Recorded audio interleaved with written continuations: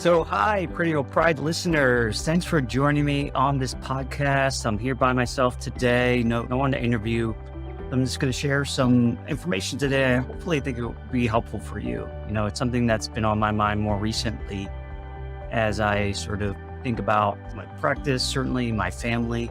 I had a fun time this week kind of looking over my estate plan and doing some work around trust work, which we have separate episodes. We're going to be going a little deeper into estate planning and trust work. But really what it was a exercise in is preparing for the future, right? The one sort of idea that always resonated with me is sitting with Stephen Covey, that 7 habits of highly effective people is beginning with the end in mind. And unfortunately, we are mortal, as far as I'm aware. And so we will eventually leave this earth. And so the question is, what can we do to prepare, right? Prepare our families who are remaining, hopefully, or our support causes or institutions we think are important to this world. And preparing for that is key, and having that in place and having sort of legal documents in place. So that's one aspect of it. And a lot of the attention around estate planning is focused on that. How do we transfer the wealth very efficiently to the next generation?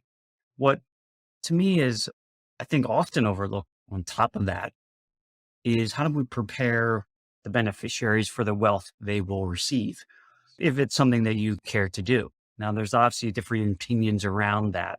And certainly for me personally, I want to be passing on wealth to the next generation so they can obviously have the means to seek out opportunities in their own worlds to create impact, but give them sort of responsibility to do good with it and keep the legacy of our family and continue that into future generations. So obviously what that entails is actually educating our kids around finances and what it really means. And I think we are clear that that is a problem in this country. And the lack of good financial education just makes it much more difficult for the next generations to succeed. And they kind of have to start learning things from scratch in some respects.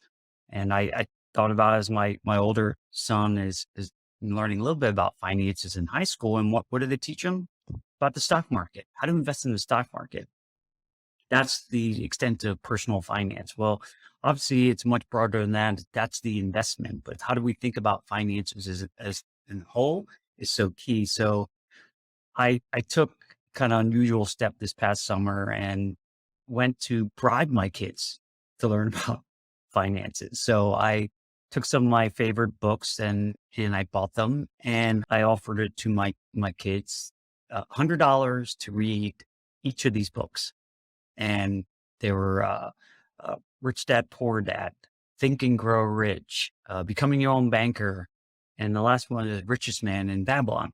And there are plenty others, but those are just four that kind of come to mind for me initially as good foundational books to read. And we'll put those in the show notes. But through the course of summer, they started looking at them. The kids were looking at them, and they gravitated to the one I thought they were going to go to, The Richest Man in Babylon, because it was the shortest.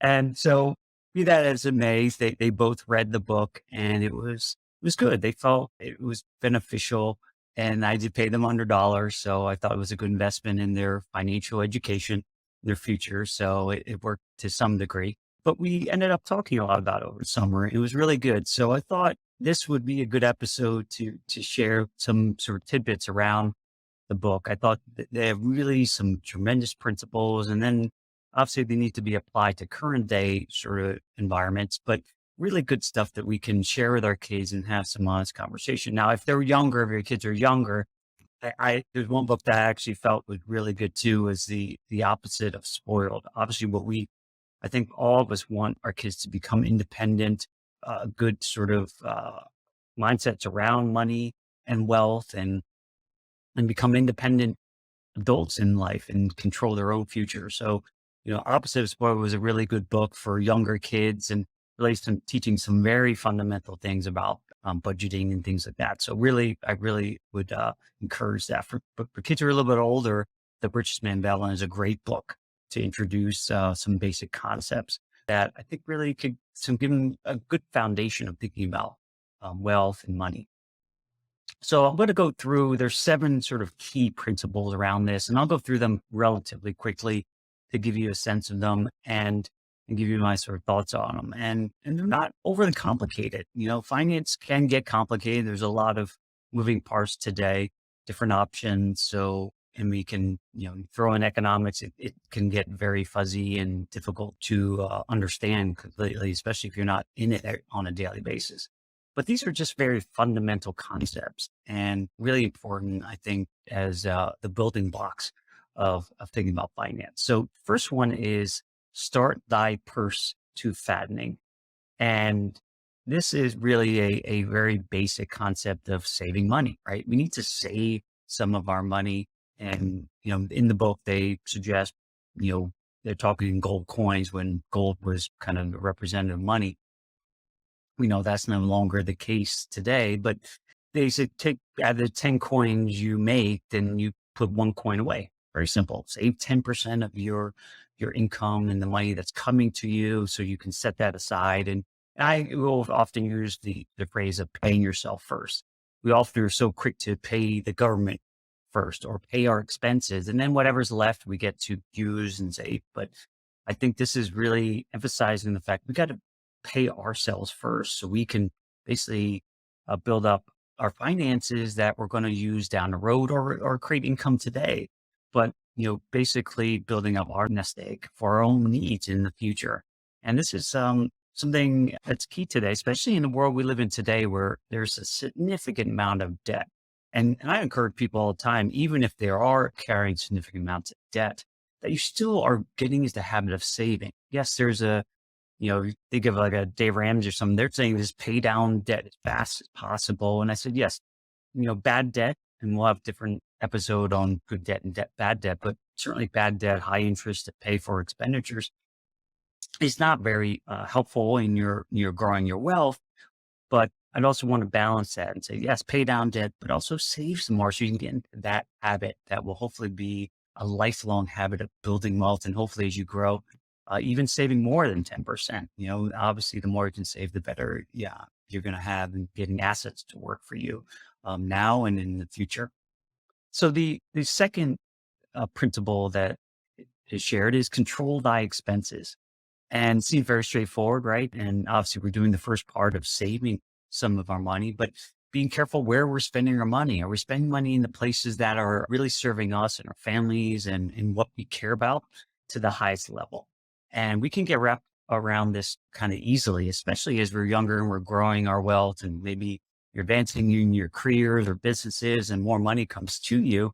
There's this law, Parkinson's law, where we end up taking as much time as we're allotted to complete a task, let's say homework, right? We wait till the last day to finish our homework. Well, similar with our finances is that we build more income.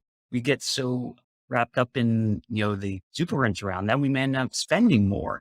And so then we're still not saving as much. So it's really a difficult discipline. I understand it, but that's why there's some good sort of strategies around when you get raises, only use a percentage of it, right? To allow that gets added to your budget to spend. Don't spend all up to what you're used to and more, because then, then they're not saving as much. So it's really a tricky one, but something so key to sort of get a handle on and get disciplined on, and so you can have more to save and invest and grow your wealth. The third principle is make thy gold multiply. Now, if you've done the first 2 parts, you're saving a chunk of your money, right? Hopefully 10% or more, hopefully more. You're controlling your expenses and really understanding what's most important for you in terms of lifestyle and necessary expenses and making sure they all sort of are impacting your life in the way you want. But now we got to get your money to work. And that's really making smart investments in places that will grow, compound, hopefully even create income for you during your lifetime, not just in retirement, but you got to start learning about those. And this is where we think about, you covered a topic around the hierarchy of wealth and building that up is once you kind of have your base and your foundation of protections and liquidity of reserve funds, learning about places you want to invest in. and things that you understand, hopefully even have more control in, like your business or real estate, things that you're more closer to, so you can reduce some of the risk because you have more control over it, right? We are often taught to throw your money somewhere else and let other people manage it. And then we remove our sort of touch on that, and actually it reduces our control and adds more risk to the equation. And, but that's what typical advice has taught us, that we have to live with that.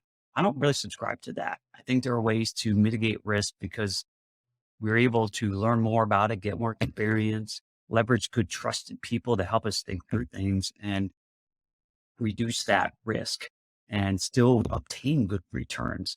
I don't like that I have to put my money at risk of loss, serious loss, just to gain. To me, it doesn't make sense. There's ways to reduce risk, and that's what a lot of smart institutions do, right? To build their wealth, like banks. They're not just willy-nilly lending people money. They're taking risk into account when they're loaning their money. And so they can make money and continue to preserve it.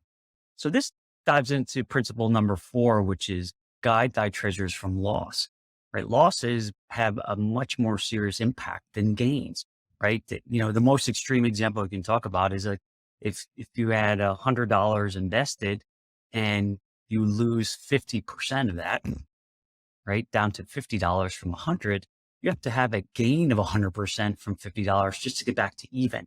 So the impacts of losses are much more impactful, even to us psychologically. The feeling of the pain of loss is way worse than the gains that we might, we get in our investments. So we do need to mitigate risk and understand, again, where we're investing and protect it, and having portions of our assets that are free from loss is key too. And this is where it comes to having reserves ready, right? Whether it's a bank account where we like to store cash and it's a little more productive, is in high cash value life insurance that has tax advantages. So those are places to store well that only go one direction and come with guarantees. And so that's where it's important to recognize that, yeah, everyone, especially when you're young, is like, you have to put everything at risk. You can afford it long term. Well, maybe. And so it's getting in the habit of thinking through and reassessing your assets to ensure that you have your assets positioned in a way that you can withstand losses and volatility, but have portions of assets that go one direction and have potentially guarantees to them and can grow and compound without disruption. And so it's important to really think through that and assess kind of where your comfort level is with those things, especially as you age and get later in life, and the impact from losses become even greater, especially in things like retirement. So the fifth principle, which is interesting, was make thy dwelling a profitable investment. So there's a lot of unique and differing opinions on this, right? And so the concept I would use is rent versus own, right? Most people would rather own, right? You build equity. You're not just throwing your money to a landlord, but there's certain circumstances that make sense, right? Depending on your situation, that maybe renting at a certain time makes sense, especially economically, when maybe housing prices are just off the wall crazy in a given market.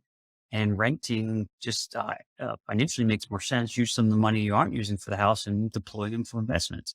So there are reasons to that, but by and large, I think for a lot of people in this country, their homes are one of their biggest assets. And so they have historically gone up in value, and you can leverage that asset because you get loans. So there is good things in there, but I don't really, I do subscribe to the more of the rich dad, poor dad philosophy of your home is not an asset because it doesn't really create income for you. Yes, they can grow, and historically they have grown. The big key will be, especially later in life, what you're seeing is people are having significant amounts of equity in their homes, but they're not easily usable, right? And so there's this concept, you can't eat equity, right? You got to figure out how you free up those dollars to use, because assets that you can't actually use for income, really, they don't have as much value. And so you got to figure out how to extract those things. So we'll have topics on that down the road, but of how to extract those assets a little bit more for usable income. But it's one of those areas that, a lot of people want to take money and just plow it into their homes, but then it's stuck there. So why not have assets outside that, can grow and are accessible? The sixth principle is ensure a future income. Now, most people gravitate to thinking about one being retirement income, right? Thinking about how am I going to replace my future income with something else like an asset when I'm no longer working or producing. Obviously people are thinking retirement. Now, I'm not a big fan of retirement. Maybe it's just changing careers or going to different passions that you want to do. But, we're put on this earth to provide some service, right? And value. And it keeps us alive too. We get bored. I mean, I love golf, but I don't know how many rounds I could play. And so being productive is good, but having assets around and thinking about how to create that income is so key. And there are different. If you haven't listened to the episode with Brian McCloskey, it's a really good one. We're going to do more of those around retirement planning because that really is a really an area that a lot of people and even a lot of advisors don't focus on, and it's so key. So that's one area. How to ensure a future retirement income, but even for which, really wasn't talked about in the book so much, but insurance. Insurance plays a big role in this too, especially when you're younger, is having disability insurance, right? Your chances of being disabled through an accident or a medical issue are way higher than even dying before 65. So that's an important thing to also consider. But then also life insurance plays a huge role too, because, we are our biggest assets and we have a lot to protect. A lot of people are protecting their homes. They would never protect half their homes, right? No one would ever do that. But oftentimes we see people who are only partially protecting their lives, their ability to create income. They passed away, and how many millions of dollars that their families would never see in their lifetime are gone. And so this is an area that is often overlooked and misunderstood, and something that when people start digging in and learning about them, they see how it is a good protection arm, but it could also become an asset for you in life as well as retirement and certainly for legacy planning. So we'll definitely have more on that. And lastly, the last principle is to increase thy ability to earn. And this goes back into a little bit in my mind into our number one asset, investing in ourselves and continue to grow. And oftentimes I'll get a question, well, where's best to invest? I said, well, have you thought about what would help you become more valuable to your company, or what could help you grow your business faster? What can you learn about or get better at that will increase your value to your organization? And that's a really important thing to think about, because we get so wrapped up in having to put our money into investments, whether it be, stock market or real estate or crypto, whatever. But training yourself to learn a new skill or getting to a different field or side, this concept of side hustle is now big. Having multiple streams of income coming in will give you a lot of options, protections in place, right? And hopefully give you a chance to earn more so you can do more and have more and impact the things in life as much as you'd like. So those are our seven. I know I went a little longer than I expected on this, but I think this is a really, these are just very fundamental concepts I think are key for people to learn about. And certainly for kids, as they're learning, some of these things you're going to have to hear multiple times. I mean, my wife always jokes to me like, hey, why you continue to read books over and over again? Because I get something different out of them, but you need to expose it once. And, sometimes you're ready for certain parts of it and sometimes you're not. And that grows over time as people evolve and mature. So if you're serious about thinking about helping your kids kind of grow and learn about finances so they can become independent, it's something that you can start with some resources like books, but even just having open and honest conversations over time, and certainly I've started doing that with my children just so they are aware of it and demystifying the concept of wealth. A lot of families never talk about this. I never talked about this growing up either. And I think it's a detriment for the next generation, especially if we want them to become independent. We need to talk about these things to empower them to feel good about it and understand it, and then allow them to make their own decisions around where they go. So leave comments or questions. I'd love to hear about them. Any other topics around this, you'd love to hear. And certainly reach out to me if you want to talk about this and for your own situations. Always up for a great conversation around it. And hopefully it's helpful. And we'll see you on the next episode of the Perennial Pride Podcast. Thanks for joining me on this episode today. I really am grateful for you as listeners to the Perennial Pride Podcast. I hope you're getting some tremendous value out of it and hopefully pushing you along your journey to financial freedom. I put this podcast together really to help you get more educated around your finances so that you feel empowered to live the life that you really want. And if you like the content that you heard today or watched, then I would encourage you to go to my website, perennialpride.com. There's tons of other content there.